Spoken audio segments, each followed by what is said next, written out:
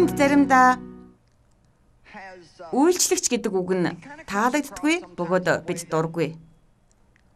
Энэ үг бидэнд таагүй, чухал биш өчүүхэн, дорд үтсэн, басамжилсан мэт сэтгэлдлийг төрүүлдэг.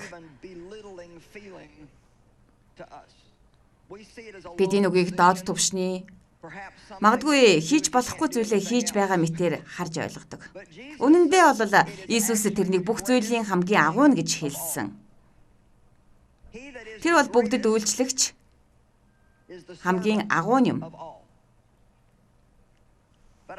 Гэхдээ үйлчлэх гэдэг нь байгаа газараа юу ч хамаагүй хийх ажил гэдэгт би итгэдэггүй. Юу гэхээр сургууль дээрээ сахиул хийх, хин нэгэнд хоол хийх, эсвэл нэгэн төрлийн зорилго, үүрэг хариуцлага гэж үйлчлэлийг томьёолдог байж болох юм. Харин бидний юу хийж байгаа маань хамаагүй, үйлчлэгч шин үнэн сэтгэлээсээ хандаж хийж байгаа тэр бол Бурхны хэлээд байгаа тэр үйлчлэл юм. Би яг одоо энэ танхимд бүрэн эрх мэдэлтэй байна. Тиймээс дэлхийн хүмүүс намайг хэрхэн хардгийг би таамаглаж байна.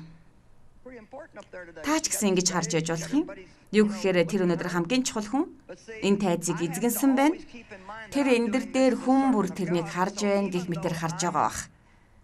Гэвч би оюун бодолдоо үргэлжийн ажлыг хийхдээ Бурхны үйлчлэгчээр ажиллаж байгаа гэдгээ санаж байдаг. Хэдийгээр би багш өнөөдөр эрх мэдэлтэй нэгэн байгаа ч гэсэн зүрх сэтгэлдээ энд Бурханд танд бас үйлчилж байна. Таны амьдралыг илүү сайхан болгохын тулд үйлчилж байна. Тиймээс та нарийн бичиг байна уу, хүүхдээ өсгөж байна уу, үйлдвэрт ажиллаж байна уу, эмч, албан тушаал юу ч байлаа гэсэн таны юу ч хийж байсан та авьяас чадвараа энэ дэлхий дээр гаргаж илэрхийлэхдээ би энд үйлчлэхийн тулд байгаа гэсэн хандлагатай байхыг л эрмэлзэж байгаарэ. Амен. Би энд үйлчлэхийн тулд байгаа.